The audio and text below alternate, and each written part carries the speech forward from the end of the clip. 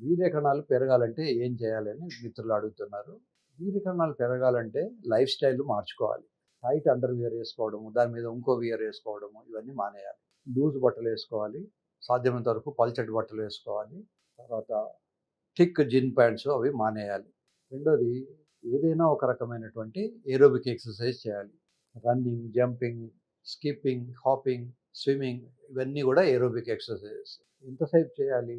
కనీసం 15-20 నిమిషాలు రోజు ప్రాక్టీస్ చేయాలి. తర్వాత హాట్ వాటర్ బాత్ మానేయాలి. అలాగే సానా బాత్ అంటారు. దాన్ని కూడా మానేయాలి. స్టీమ్ బాత్ అంటారు లేదా ఇట్లాంటివి కాకుండా ఉండాలి.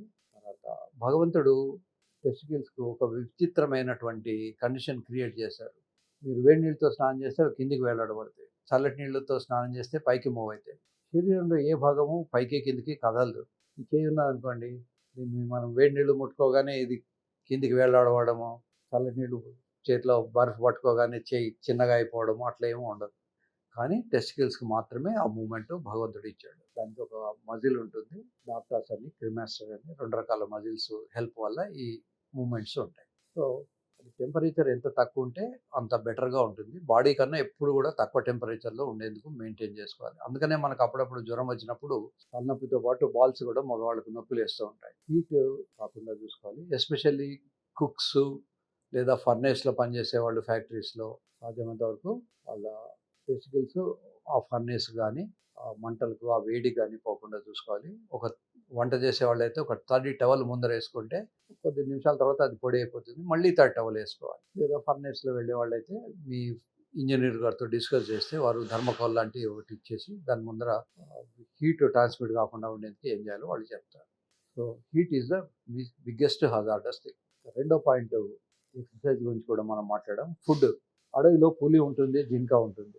ఇదొక స్పెక్ట్రమ్‌లో ఒకవైపు జింక కేవలం గడ్డి మాత్రమే తింటుంది. పులి ఇంకోవైపు కేవలం మాంసం మాత్రమే తింటుంది. కానీ రెండిటికి కామన్ ఫ్యాక్టర్ రన్నింగ్. పులి అయినా కూడా రన్ చేయకపోతే రాళ్ళతో కొట్టి చంపుతారు. పులి అయినా, జింక అయినా రన్ చేయాల్సిందే. వయస్సు వచ్చినా, నాకు 60 ఏళ్ళు వచ్చినాయి అయినా నేను ఎందుకు రన్ చేయాలి అని అనుకోకూడదు. 60 ఏళ్ళ వాళ్ళు కూడా కనీసం బ్రిస్క్ వాక్ చేయాలి. అలాగే ఏది తిన్నా పర్వాలేదు. ఏది తిన్నా ఫ్రెష్‌గా తినడం నేర్చుకోవాలి. ఇప్పుడు ఫర్ ఎగ్జాంపుల్ పళ్ళు ఉన్నాయనుకోండి. కాశ్మీర్‌లోనో పండిన యాపిల్ పండు మన దగ్గరికి రావడానికి ఒక వారం రోజులు పడుతుంది. వాడు కాశ్మీర్ నుంచి ట్రైన్‌లో పెడతాడు. అక్కడి నుంచి హైదరాబాద్‌కి రావాలి. హైదరాబాద్ నుంచి మళ్ళీ పల్లెటూర్లోకి వెళ్ళాలి. అక్కడ ఏజెంట్ దగ్గర ఓ రోజో, 2 రోజులో ఉంటుంది. అక్కడి నుంచి మళ్ళీ బండి మీదకి వస్తుంది. మన ఇంటికి వచ్చేసరికి ఇంకో 2, 3 రోజులు అవుతుంది. మనం మళ్ళీ మన ఇంటికి వచ్చిన తర్వాత ఫ్రిడ్జ్‌లో పెట్టుకుంటాం. సో, అల్టిమేట్‌గా దాని న్యూట్రియంట్స్ అన్నీ కూడా డ్యామేజ్ అయిపోయిన తర్వాత ఊరికే మనం ఎండుగడ్డి తిన్నట్టు తింటాం. అలా కాకుండా ఏ సీజన్‌లో వచ్చే పళ్ళు అవి ఫ్రీక్వెంట్‌గా తినండి. లోకల్‌గా తయారైన పళ్ళు తినండి.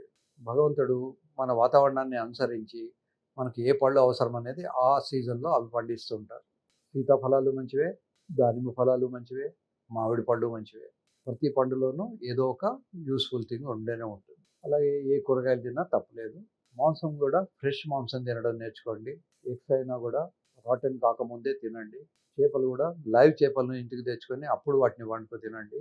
కనుక ఫ్రెష్ మీట్ గానీ, ఫ్రెష్‌గా ఉన్నటువంటి ఫ్రూట్స్ గానీ, ఫ్రెష్ వెజిటబుల్స్ గానీ తినడం నేర్చుకోవాలి. ముఖ్యంగా దానిమ్మ పళ్ళు చాలా మంచివి. దానిమ్మ పళ్ళు ఫ్రీక్వెంట్‌గా తినడం వల్ల లేదా బీట్రూట్ తినడం వల్ల కూడా ఉపయోగాలుంటాయి. ఇది కేవలం నట్స్ తినడం వల్ల, కాజు, బాదాము తింటేనే మగతనం ఉంటుంది అని అనుకోవడం పొరపాటు. నిజానికి ఆకలి ఉన్న వాళ్ళకు దరిద్రానికి పిల్లలెక్కువ అని మన తెలుగులో సామెత ఉంది. డబ్బు లేని వాళ్ళకి కూడా పిల్లలు చాలామంది పుడుతుంటారు. డబ్బులుండి కూడా పిల్లలు పుట్టరు. ఏంటి అంటే ఒబెసిటీ, లావైపోవడము, ఎక్సర్సైజ్ లేకుండా పోవడము, సెడెంటరీ లైఫ్ ఇవన్నీ కూడా కారణాలు. మీరు ఏది చీప్‌గా ఉన్నా కేవలం కాస్ట్‌లీయే తినాలని ఏం లేదు. ఎగ్జాటిక్ ఫ్రూట్సే తినాలన్న దురవస్థ కూడా మెదట్లో నుంచి అట్లాంటి ఆలోచనలు తీసేయండి. మన ఏరియాలో పండే పళ్ళు ఎంత ఫ్రెష్‌గా ఉంటే అంత మంచిది. ఇవి కాకుండా ప్రతి వ్యక్తి కూడా కొంచెం ఎస్పెషల్లీ మన తెలుగు రాష్ట్రాలలో మనం కార్బోహైడ్రేట్స్ ఎక్కువ తీసుకుంటాం. ప్రోటీన్స్ తక్కువ తీసుకుంటాం. కనుక ఈ కార్బోహైడ్రేట్స్ అంటే మనం రైస్ తగ్గిచ్చేసి కూరగాయలు, పళ్ళు పెంచేసుకోవాలి. తర్వాత వెయిట్ రాకుండా ఉండాలంటే కూరగాయల శాతం ఎక్కువ ఉండాలి. అన్నం తక్కువ తినాలి. అప్పుడు వెయిట్ రాకుండా ఉంటారు. సో, లైఫ్ స్టైల్ చెప్పాను. ఫుడ్ చెప్పాను.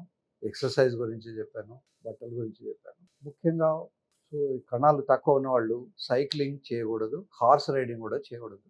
ఇవి 2 తప్ప మిగతా అన్ని రకాల ఎక్సర్సైజెస్ చేసుకోవాలి.